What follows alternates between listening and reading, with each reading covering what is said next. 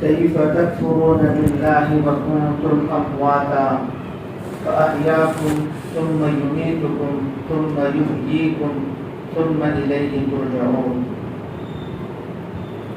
بزرگوں، دوستوں، پیارے بچوں، جو آیت میں نے آپ کے سامنے پڑھی ہے پہلے پارے کی تیسرے رکوع کی ہے. پہلے اس کا ترجمہ دیکھ لیں. اللہ فرما رہے ہیں کیف تکفرون باللہ، تم اللہ کا انکار کیسے کرتے ہو. دنیا میں انکار کرنے والے اللہ کا دو طرح کے، ایک تو وہ آدمی اللہ کا انکار اس طرح کر رہا ہے، اللہ کو مانتا ہے، اللہ کو مانتا ہے، اللہ کے ساتھ دوسروں کی بھی عبادت کرتا ہے، اسے کہتے ہیں مشرک. کیا کہتے ہیں؟ یعنی اللہ کی عبادتوں کے ساتھ وہ دوسروں کی عبادت بھی کرتا ہے. اللہ کو ماننے کے ساتھ دوسروں کو بھی مانتا ہے، ایسا شخص مشرک کہلاتا ہے. دوسرا شخص ہے جو اللہ کا کھلے طور پر انکار کر دیتا ہے، مانتا ہی نہیں، اللہ کو مانتا ہی نہیں، اسے کہتے ہیں کافر. اسے کیا کہتے ہیں؟ انکار کرنے والا، منع کرنے والا. اللہ کوئی ہے ہی نہیں. بہت سارے لوگ ایسے ہیں جو یہ کہتے ہیں یہ دنیا خود بخود چل رہی ہے، اس کے پیدا کرنے والا یا پھر بنانے والا چلانے والا کوئی نہیں. ایسا نہیں ہے کہ ابھی سے بات کہی جا رہی ہے، پہلے زمانے سے لوگوں کا یہ خیال. سب لوگوں میں کچھ لوگ ایسے ملیں گے ہی ملیں گے جو اللہ کا سرے سے، خدا کا سرے سے انکار کرتے ہیں. آپ نے وہ واقعہ سنا ہوگا، ایک دہریہ تھا، اللہ کو نہیں مانتا تھا، کوفہ پہنچا، بادشاہ کے حضور حاضر ہوا، وہ بڑے بڑے جگہوں پر جا کر علماء سے بات کرتا تھا اور مناظرے کرتا تھا، بحث و مباحثہ کرتا تھا کہ میرے ساتھ بات کرو، میں کھلا چیلنج کرتا ہوں اللہ نہیں ہے، میں قرآن نہیں مانتا، حدیث نہیں مانتا. اب علماء اسے سمجھائیں گے تو کیسے سمجھائیں گے؟ تو جب یہ کوفہ پہنچا، بات سامنے آئی، اعلان ہوا، لوگ جو ہے پریشان ہوئے، کیا کیا جائے؟ تو مانتا ہی نہیں، جو مانتا ہی نہیں ہے اس کو کیسے سمجھایا جائے؟ امام اعظم ابو حنیفہ رحمۃ اللہ علیہ کے بارے میں آتا ہے، ان کو بلایا گیا. حضرت نے جواب دیا کہ میں اتنے بجے آ جاؤں گا. وقت طے تھا، جو بھی وقت تھا، مان کر چلیں 1:30 بجے 2 بجے جو بھی وقت طے تھا. مجلس سج گئی، وقت ہو گیا، امام صاحب نہیں آئے، کافی دیر ہو گئی. وہ دہریہ جو ہے خوش ہونے لگا، شور مچانے لگا کہ دیکھو جسے تم اپنا امام کہتے تھے، بڑا عالم عابد کہا کرتے تھے، وہ بھاگ گیا، ابھی تک آیا. کافی دیر ہو گئی. کافی دیر ہونے کے بعد جو ہے بادشاہ بھی پریشان. یہ تو دین کا معاملہ، ایمان کا معاملہ ہے، اگر آج امام صاحب نہیں آئے تو پھر سبھی کے ایمان پر خطرہ. تو کافی وقت گزرنے کے بعد امام صاحب آئے. آنے کے بعد لوگوں کی سانس میں سانس آئی. بادشاہ نے پوچھا کیا وجہ ہے کہ آپ اتنی دیر سے آئے، تاخیر سے آئے؟ امام صاحب نے کہا کہ میرے ساتھ ایک واقعہ پیش آیا جس بنا پر مجھے آنے میں دیر ہو گئی. بادشاہ نے سنا واقعہ ہوا ہے. کیا واقعہ ہوا؟ انہوں نے کہا کہ میں جب گھر سے نکلا تو یہاں آنے کے لیے مجھے ایک ندی، دریا جو بھی ہو، اسے پار کرنا تھا. وہاں پر کوئی کشتی، ملا کوئی نہیں تھا، تیر کر میں آ نہیں سکتا تھا. کیا کیا جائے؟ تو پھر میں انتظار کرنے لگا تو میں نے کیا دیکھا کہ ایک درخت ہے بڑا، وہ درخت جو ہے کٹ گیا خود بخود، کسی نے نہیں کاٹا، خود بخود کٹ گیا. اور وہ درخت کی جو تنا ہوتا ہے، وہ درخت کا تنا جو ہے پھڑی کی شکل میں جو ہے الگ الگ ہوا، پھڑی کی شکل میں تختہ بن گیا، اس کا کیا بن گیا؟ تختہ جسے بولتے ہیں، پھڑی جسے کہتے ہیں ہم، اس طریقے سے الگ ہو گیا خود بخود۔ اور وہ جو تختے تھے پانی میں گر کر ایک ساتھ جڑنے لگے، جڑتے جڑتے ایک کشتی تیار ہوئی۔ کشتی جب تیار ہوئی، میں اس میں بیٹھا تو وہ کشتی مجھے یہاں پر لے کر آئی ہے۔ اگر وہ کشتی تیار نہیں ہوتی، وہاں پر درخت نہیں ہوتا، تو میرے لیے یہاں پر پہنچنا مشکل ہوتا۔ تو وہ جو دہریہ تھا کھڑے ہو کر ہنسنے لگا، ارے یہ کس پاگل کو لے کر آئے ہو؟ تم تو کہہ رہے تھے کہ ہمارا امام ہے، بڑا فقیہ ہے، مجتہد ہے، بڑا جاننے والا ہے، میرے ساتھ بحث کرنے کے لیے ایسے پاگل کو لائے ہو؟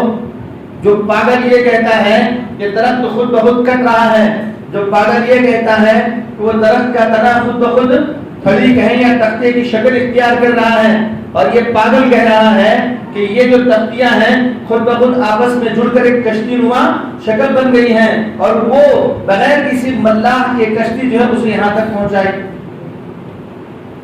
لوگوں کا کیا ریاکشن ہونا چاہیے اس میں؟ بات تو صحیح کر رہا ہے۔ حضرت کھڑے ہوئے، حضرت نے کہا اسی پر تو میں کہہ رہا ہوں، جب ایک درخت خود بخود نہیں کٹ سکتا، خود بخود اس کے تختے نہیں بن سکتے، خود بخود وہ تختے ایک ساتھ جڑ نہیں سکتے، خود بخود بغیر کسی ملاح کے وہ کشتی ایک جگہ سے دوسرے جگہ نہیں جا سکتی، تو ایک درخت کی تو بات کر رہا ہے، میں نے صرف ایک درخت کی بات کی، تو نے مجھے پاگل کہا، اور تو پورے عالم کے خود بخود چلنے کا جو ہے اقرار کر رہا ہے۔ یہ دنیا خود بخود چل رہی ہے، چلانے والا کوئی نہیں۔ ذلیل و رسوا ہو کر چلا گیا۔ تو ایسے لوگ جو خدا کا سرے سے انکار کرتے ہیں، ایسا نہیں ہے کہ آج ہی سے، پہلے بھی لوگ ہوا کرتے تھے جو خدا کا انکار کیا کرتے تھے۔ اس پر میں نے یہ واقعہ آپ کے سامنے سنایا۔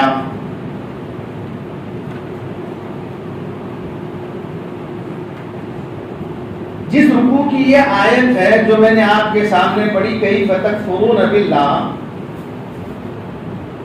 اس کے شروع میں اللہ فرما رہے ہیں، ترجمہ سنیں، اللہ کی عبادت کرو اور صرف اسی کی عبادت کرو، دوسروں کو اللہ کی عبادت میں شریک مت کرو۔ پھر رکوع کے ختم پر یہ آیات شروع ہوتی ہیں، کیف تکفرون باللہ وکنتم امواتا، اللہ کا تم کیسے انکار کر سکتے ہو یا انکار کرو گے جبکہ تم نیست تھے، تمہارا وجود نہیں تھا، تم تھے ہی نہیں۔ میں یہاں پر کرسی پر بیٹھا ہوں، کرسی ابھی ہے، یہ بعد میں بھی رہے گی، چاہے وہ ٹوٹ کر پھوٹ کر کے ٹکڑے ٹکڑے کی شکل میں کیوں نہ ہو، لیکن پہلے یہ پلاسٹک کی بھی شکل میں نہیں تھی، ٹھیک ہے؟ اس کو باقاعدہ پلاسٹک کی شکل دی گئی، جب یہ پلاسٹک بن کر تیار ہوا تو پھر اس پلاسٹک کے ذریعے اس کرسی کو بنایا گیا۔ تو یہاں پر فرما رہے وَكُنْتُمْ أَمْوَاتًا، ارے تم اللہ کا انکار کیسے کرتے ہو، حالانکہ بات یہ تھی کہ تم تھے ہی نہیں۔ آج ہمارا وجود ہے، ہم ہیں، اس سے پہلے ہم تھے ہی نہیں۔ امواتا کا معنی نہیں تھا ہی نہیں۔ پھر اللہ فرما رہے ہیں فَأَحْيَاكُمْ، اللہ نے تمہیں زندگی دی، اللہ نے تمہیں کیا دی؟ زندگی دی۔ ثُمَّ يُمِيتُكُمْ، پھر اللہ تمہیں موت دیں گے۔ ثُمَّ يُحْيِيكُمْ، پھر اللہ تمہیں زندہ کریں گے۔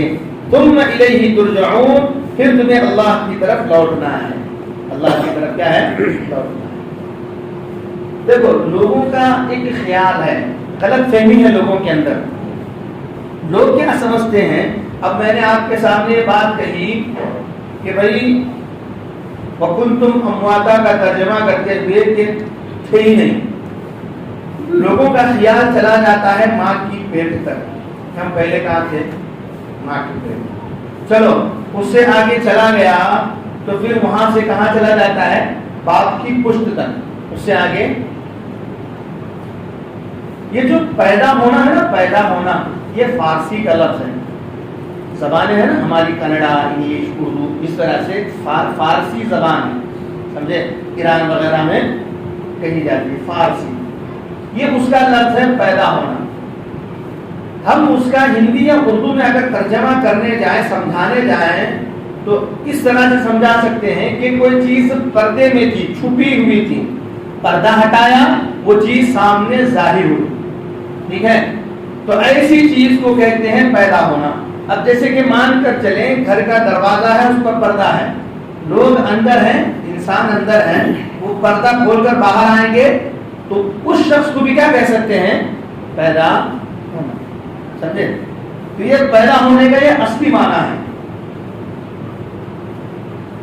ماں کے پیٹ میں بچہ جو ہے 4 مہینے کا جب ہوتا ہے تبھی اس کے اندر روح آ جاتی ہے. روح جب ماں کے پیٹ میں آ جاتی ہے اس کے بعد وہ 4، 9، 10 جو بھی مہینے ہیں اتنے دن رہتا ہے. زندگی ماں کے پیٹ میں بھی ہوتی ہے، پھر بعد میں وہ پیدا ہوتا ہے، یعنی کہ ماں کے پیٹ سے وہ باہر ظاہر ہوتا ہے. کیا ہوتا ہے؟ ماں کے پیٹ سے وہ ظاہر ہوتا ہے. پیدا ہونے کا مطلب یہ نہیں ہے کہ جیسے کہ میں نے مثال دی، یہ پلاسٹک کی کرسی ہے، پہلے یہ پلاسٹک تھی اور پلاسٹک جیسی چیز ہی نہیں تھی، بلکہ کسی چیز سے پلاسٹک بنایا گیا، پھر اس پلاسٹک کے ذریعے کرسی بنائی گئی. تو کرسی پہلے تھی ہی نہیں. ٹھیک ہے، بات سمجھ میں آئی؟ میں جو بہت باریک بات سمجھانا چاہ رہا ہوں. تو ویسے ہی انسان تھا ہی نہیں. لوگوں کا خیال یہ ہو جاتا ہے کہ میری عمر آج، میں 1992 میں پیدا ہوا ہوں، تو اتنی عمر 1992 سے 1 اپریل میں پیدا ہوا، 4 اپریل کو، تو میں جو ہے جنوری میں تھا ہی نہیں. ایسا نہیں، میں جنوری میں تھا لیکن والدہ کے پیٹ میں تھا. 4 اپریل کو جو آئے ہیں وہ ظاہر ہوئے ہیں. یہ میں یہ سمجھانا چاہ رہا ہوں. سمجھے؟ 1980 کی اگر بات کریں تب بھی میں تھا، اس کو بھی میں سمجھاتا ہوں آپ کو. زندگی کے جو ہے مرحلے ہوتے ہیں. زندگی ایسا نہیں ہے کہ ماں کے پیٹ میں ہی آتی. اللہ تبارک و تعالیٰ نے زندگی ہمیں دی ہے. قرآن کریم کے اندر اللہ نے زندگی کو سمجھایا ہے. پہلے سمجھیں اس کو. سب سے پہلے اللہ تبارک و تعالیٰ نے حضرت آدم علیہ السلام کو پیدا کیا. ٹھیک ہے، ذکر ملتا ہے. کیسے بنایا گیا؟ اللہ نے زمین سے مٹی لی، غارہ بنایا، پھر اس غارے کے ذریعے جو ہے اللہ تبارک و تعالیٰ نے ایک اسٹرکچر تیار کیا. جب وہ سوکھ گیا اور اس کے اندر سے کھن کھن کی آواز آنے لگی، جیسے کہ مٹی کے برتن، گھڑے، مٹکے وغیرہ ہم خرید کر لاتے ہیں، اس پر مارتے ہیں تو ٹنگ ٹنگ آواز آتی ہے نا. جب اس طرح کی کھن کھن کی آواز آنے لگی، حضرت آدم علیہ نبی کی علیہ الصلوۃ والسلام کی روح کو اس میں پھونکا گیا. سمجھے؟ پھر اس کے بعد آگے اللہ فرما رہے ہیں کہ اللہ تبارک و تعالیٰ نے وَأَخَذَ رَبُّكَ مِن بَنِي آدَمَ مِن ظُهُورِهِمْ ذُرِّيَّتَهُمْ کہ ہم نے آدم کے دائیں پیٹھ پر اپنے دستے مبارک کو پھیرا تو وہ اولاد نکلی جو جنتی ہے. اور حضرت آدم علیہ نبی علیہ الصلوۃ والسلام کے بائیں پشت پر دستے مبارک پھیرا تو وہ اولاد نکلی جو جہنمی ہے. ٹھیک ہے، اب آج تک آدم علیہ السلام سے لے کر آج تک جتنے لوگ پیدا ہوئے ہیں یا پھر قیامت تک جتنے لوگ پیدا ہوئے ہیں وہ سب کے سب حضرت آدم علیہ السلام کی پشت سے نہیں نکلے. ترتیب تھی. لوگوں کا خیال یہ ہے کہ حضرت آدم علیہ السلام ہی کی پشت سے نکلے. نہیں، لکھا ہے کتابوں کے اندر جتنی اولاد حضرت آدم علیہ السلام کے پیٹ سے پیدا ہونے والی تھی وہ ان سے نکلی. پھر ان کے پیٹ سے جو پیدا ہونے والی تھی، اب جیسے کہ میں ہمارے والد سے تو ہم 3 بھائی ہیں، تو اس طرح سے جو ترتیب وہاں آج دنیا میں دیکھ رہے ہیں کہ بھائی ایک روح ہوئی، پھر اس روح سے اور روحیں نکلتی گئی، پھر اس روح سے جو ہے اللہ تبارک و تعالیٰ روح پیدا کرتے ہیں. یہ ترتیب تھی. یہ کیا تھی؟ ترتیب تھی.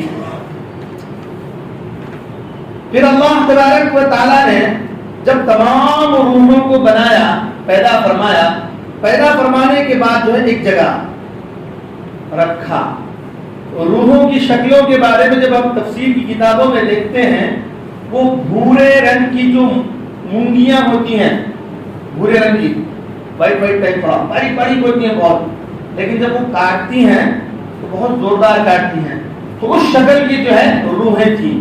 ایک بتایا گیا کس طرح کی تھی سمجھانے کے لیے، ورنہ اللہ ہی جانے کیا شکل ہوگی، کیا ہوگی، کیا نہیں، اللہ ہی بہتر جانے. پھر جمع کرنے کے بعد اللہ تبارک و تعالیٰ نے اس وقت کی جتنی شروع سے لے کر آخر تک آنے والی انسانوں کی جتنی روحیں تھیں، ان تمام کے سامنے اپنا دیدار کروایا اور کہا الست بربکم، کیا میں تمہارا پروردگار نہیں ہوں؟ تو تمام لوگوں نے جب دیکھا کہ سب کچھ نظر آیا تو انہوں نے یہی جواب دیا قالوا بلا، کہ بالکل آپ ہی ہمارے کیا ہیں، پروردگار ہیں، رب ہیں. یہاں تک تو بات ہمیں قرآن وغیرہ میں ملتی ہے. اس کے آگے کا کیا مرحلہ ہوا، وہ بخاری شریف جب ہم نظر اٹھاتے ہیں، نظر ڈالتے ہیں بخاری شریف پر، ایک روایت ہے الارواح جنود مجندہ فما تعارف منها اختلف وما تناکر منها اختلف. یہ روایت ملتی ہے. کیا مطلب؟ اللہ تبارک و تعالیٰ نے اس کو آپ کہہ سکتے ہیں کہ گروپ بنا کر جو ہے روحوں کو رکھا، جھنڈ بنا کر بھی کہیں، لشکر جو بھی کہیں، ایک گروپ ٹائپ بنا کر جو ہے اللہ تبارک و تعالیٰ نے روحوں کو رکھا. حدیث کہتی ہے کہ وہاں پر جن روحوں کے ساتھ ہمارے اچھے تعلقات ہوئے، وہی تعلقات دنیا میں ظاہر ہوتے ہیں. کوئی دوست بن رہا ہے، کوئی بھائی ہے، کوئی رشتہ دار ہے، رشتہ داروں کے اندر بھی محبت ہے، سمجھو الفت ہے. اور وہاں پر حدیث کیا کہتی ہے وما تناکر منها اختلف، وہاں پر جس روح کے ساتھ جس روح کا اختلاف ہوا، دنیا کے اندر وہی اختلاف باقی رہا. کہ بھائی کے گلے بھی قابل نے حابل کو کیا کیا، قتل کیا، نہیں کیا. تو وہاں پر جو ہوا وہ دنیا میں ظاہر،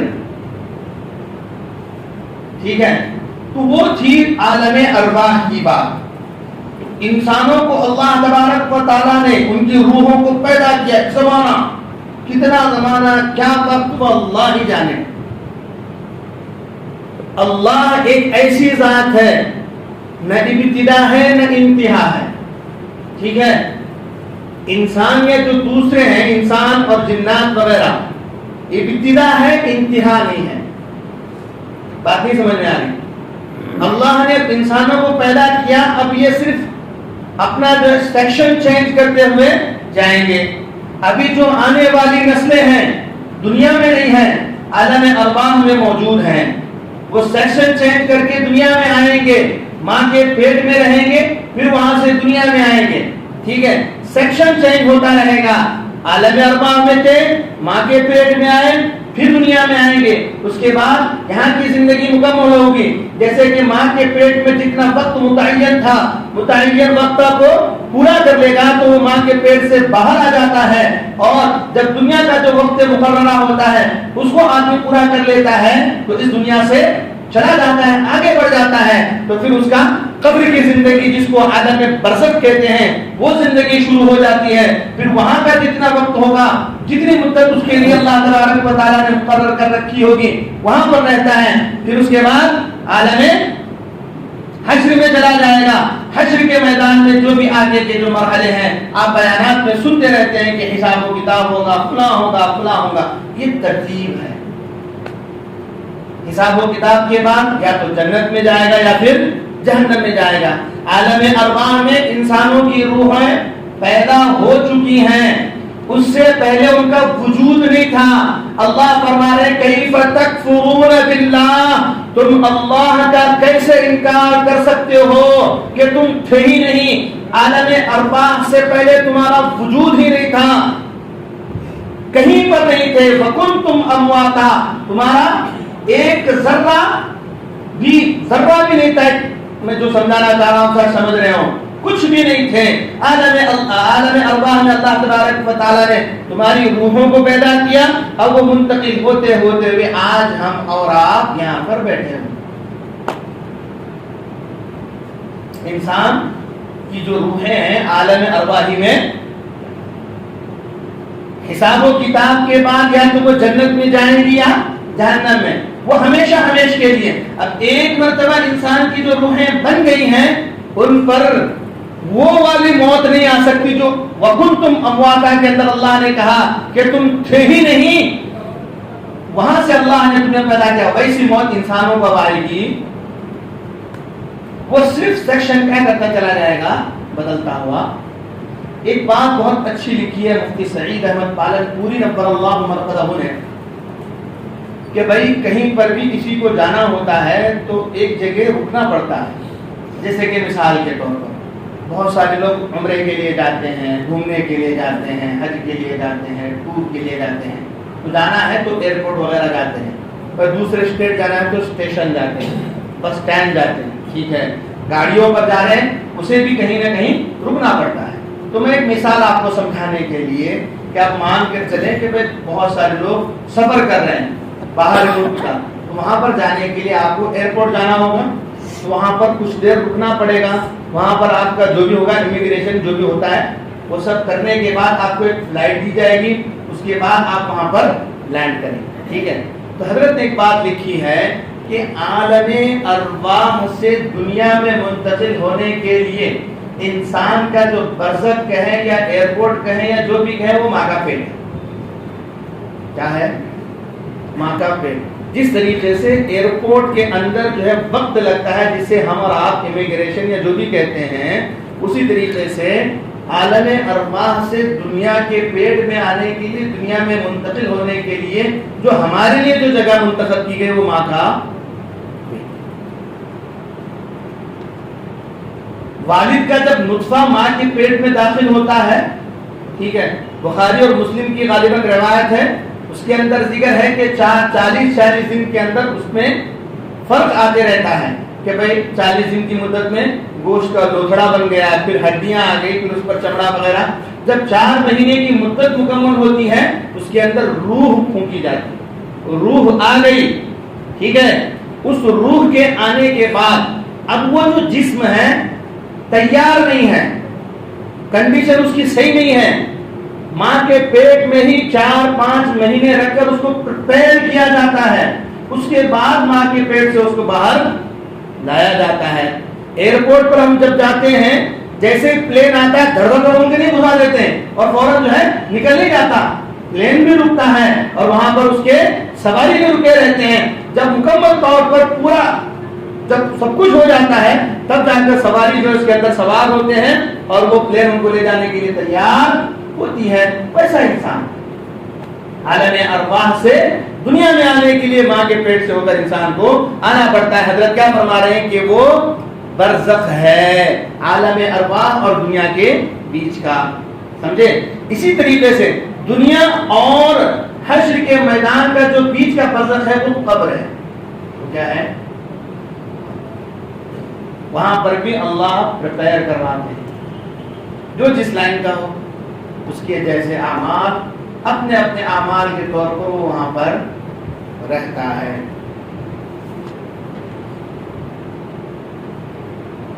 اب یہاں پر اس کے بعد جو ہے اللہ تبارک و تعالیٰ نے حضرت آدم علیہ السلام کو جنت میں رکھا.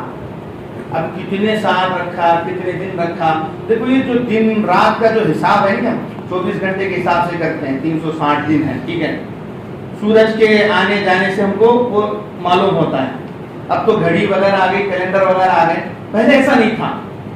ٹھیک ہے, دنیا میں یہ سب کچھ ہے.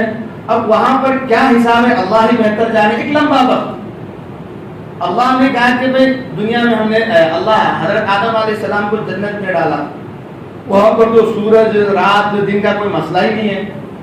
ٹھیک ہے, اور وہ کتنے وقت حضرت آدم علیہ السلام رہے وہ اللہ ہی جانے, اللہ ہی. لیکن اتنا ضرور معلوم ہوتا ہے کہ ایک لمبا وقت رہے. کیسے معلوم ہوتا ہے کہ بھئی قرآن ہی سے معلوم ہوتا ہے. قرآن کہتا ہے وَلَا تَقْرَبَا هذه الشجرة فتكونا من الظالمين. اللہ فرما رہے ہیں اس درخت کے قریب نہ ہو جاؤ، اگر گئے فتکونا من الظالمین تو تم خود پر ظلم کرنے والے ہو جاؤ گے، تم ظالم ہو جاؤ گے. ٹھیک ہے. اب ایک بات یاد رکھیں، نبی اللہ کے حکم کی نافرمانی نہیں کرتا. ٹھیک ہے. ایک ہوتی ہے معصیت اور ایک ہوتی ہے غلہ. ٹھیک ہے. معصیت کہتے ہیں گناہ کو، گناہ جو ہے وہ جان بوجھ کر کیا جاتا ہے. اب جیسے کہ کسی کو کہا جائے کہ چل میرے ساتھ نماز پڑھنے کے لیے، تو وہ جان بوجھ کر نہیں آ رہا، تو اس نے کیا کیا؟ گناہ کیا. ٹھیک ہے. مکلف تھا، اس کے باوجود بھی نہیں آ رہا. اب ایک شخص غلط کام کر رہا ہے اور روک رہے ہیں لیکن اس کے باوجود وہ کر رہا ہے. ٹھیک ہے. تو ایسے گناہ کو کہتے ہیں معصیت. ٹھیک ہے. اور ایک ہوتا ہے غلہ، اسے کہتے ہیں پھسل جانا. کیا کہتے ہیں؟ پھسل جانا. وہ میں آپ کو ایک مثال دوں کہ بھائی ایک پھسلن والی جو جگہیں ہوتی ہیں اس پر بار بار پانی پڑتا رہے اور اس پر کائی وغیرہ آ جائے تو اچھے سے اچھا چلنے والے کا پاؤں بھی کیا ہو جاتا ہے؟ وہ جان بوجھ کر میں پھسلنا چاہتا ہوں، بول کو ایسا پھسل دے گا، میں پاؤں بیچارہ اچھے سے لگ رہا ہے لیکن پھسل جاتا ہے اس کا پاؤں. ٹھیک ہے.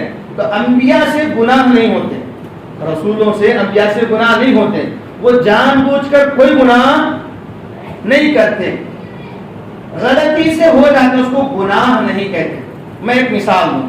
یہاں پر حضرت نے اچھے سے سمجھایا ہے اس کو کہ شیطان نے جو ہے حضرت آدم علیہ السلام کے پاس جا کر کیسے ان کو بہکایا. جا کر کہا کہ بھائی تجھے معلوم ہے تیرے ساتھ آگے کیا ہونے والا ہے؟ آدم علیہ السلام نے کہا کہ نہیں معلوم، مجھے معلوم ہے. تو آدم علیہ السلام نے پوچھا کیا معلوم ہے؟ کہ بھئی تیرے پیدا کرنے سے پہلے اللہ نے فرشتوں کے سامنے تیرا ذکر کیا تھا، کہا تھا وَإِذْ قَالَ رَبُّكَ لِلْمَلَائِكَةِ إِنِّي جَاعِلٌ فِي الْأَرْضِ خَلِيفَةً. تو ان فرشتوں کی جماعت میں، فرشتوں کے گروہ میں میں بھی تھا. اللہ فرما رہے تھے کہ میں اپنا ایک نائب خلیفہ دنیا میں بھیجنے والا، دنیا میں پیدا کرنے والا ہوں جو بھی ہے. تو وہ توچ ہے، تجھے اللہ تبارک و تعالیٰ کہاں بھیجنے والے ہیں؟ دنیا میں بھیجنے والے ہیں. اور تجھے معلوم ہے کیا اللہ تبارک و تعالیٰ تجھے جو ہے وہ جھاڑ کے قریب نکو جاؤں بولے، کہیں کو نکو جاؤں کر بولی. آدم علیہ السلام بولے کہیں کو نکو بولے سنگے مجھے اس سے کیا؟ اللہ نکو بولے بات ختم، انبیاء ہے نہیں، بات ختم ہو گئی. تو اس نے کہا کہ نہیں، اس کے پیچھے ریزن ہے، وجہ ہے. وجہ یہ ہے کہ اگر تو وہ درخت کے قریب جا کر اس کا جو بھی پھل ہے، اب وہ کون سا پھل تھا کوئی نہیں ملتا، کوئی گیہوں کہہ رہا ہے، کوئی کھجور کہہ رہا ہے، پتہ نہیں کیا کیا کہہ رہا ہے، کچھ نہیں معلوم ہے کون سا پھل تھا، اللہ ہی بہتر جانے. اگر اس کا تو پھل کھا لے گا تو تو جنت میں ہمیشہ ہمیش کے لیے رہے گا. یہاں کی زبان میں کہے تو امر ہو جائے گا، تجھے جنت سے کوئی نکال نہیں سکتا. تو حضرت آدم علیہ السلام کے ذہن میں بات آئی کہ میں پھل کھا لیا تو میں اللہ کے قریب رہوں گا، ہمیشہ جنت میں رہوں گا. ٹھیک ہے.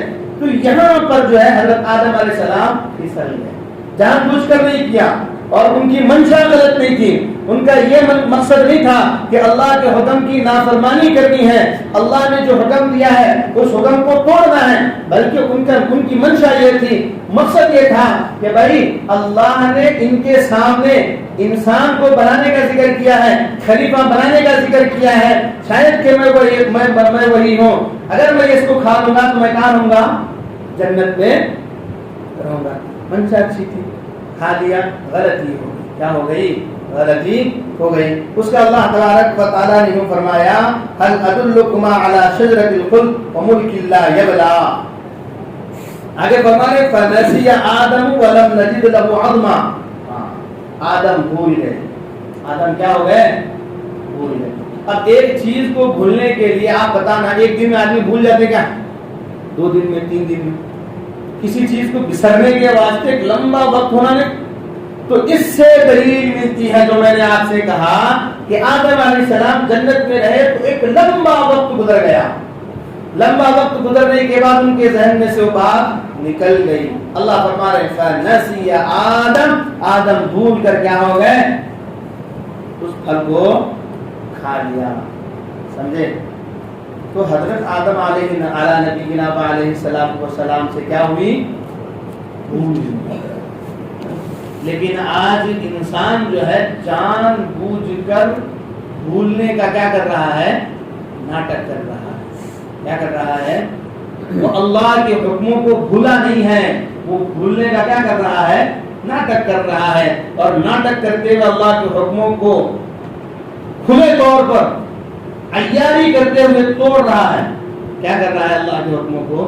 کتنے اللہ کے حکم صبح ہوتی ہے شام ہوتے ہوئے کتنے اللہ کے حکم اس بندے کو آ کر ٹوکتے رہتے ہیں. بھائی نماز کا وقت ہو گیا، نماز فرض ہو گئی، بھائی صبح ہو گیا، رشتہ داروں کا حق ہے، آج اولاد کا حق ہے، ان کے روزی کے مسئلے ہیں، شام ہو گئی، فلاں کا حق ہے، غلام ہے اس کا حق ہے. یعنی جتنی آیتیں ہیں، جتنے احکام ہیں، دن بھر آ کر اس کو ٹوکتے رہتے ہیں کہ تجھ پر یہ حق ہے، تجھ پر یہ حق ہے، حقوق العباد میں سے یہ حق ہے، حقوق اللہ میں سے یہ حق ہے. ان تمام کو وہ سرے سے نکارتے ہوئے اللہ کی نافرمانی کر رہا ہے. ایسا نہیں کہ بھول کر کر رہا ہے، جان بوجھ کر کر رہا ہے، جان بوجھ کر. تو اللہ گناہگاروں کو گناہ ہے، جب ایک آدمی گناہ کرتا ہے تو دل پر ایک سیاہ دھبا لگ جاتا ہے، پھر گناہ کرتا ہے تو پھر سیاہ دھبا، وہ گناہ کرتے جاتا ہے اور سیاہ ہوتے جاتا ہے. وہ سیاہ ہونے کے بعد پھر اس پر اور پرت آنی شروع ہو جاتی ہے، اور ایک لیئر اور ایک لیئر اور ایک لیئر کیا ہے بڑھتی جاتی ہے. وہ اتنا کالا ہو جاتا ہے کہ پھر اس پر ختم اللہ علی قلوبہم کہہ سکتے ہیں کہ نہ کوئی بھلی بات اس کے اندر اترتی ہے، نہ سمجھ میں آتی ہے، نہ وہ سمجھنا. اور یہی حال امت کا ہو گیا. کتنی بھی بھلی باتیں کی جائیں، کتنی بھی اچھی باتیں کی جائیں، کتنا بھی اللہ کے رسول کی باتیں کی جائیں، امت کے سمجھ میں، امت کا حال دن بدن بد سے بدتر ہوتے چلے جا رہا ہے. علماء کتنی شکلیں صورتیں بنا رہے ہیں لیکن وہ فیل ہوتی جا رہی ہیں. سامنے والی پارٹی سننے کے لیے تیاری نہیں ہے، تو تب سکھانے والا، سمجھانے والا، سنانے والا کسے سمجھانا؟ اب سننے تیار نہیں ہے.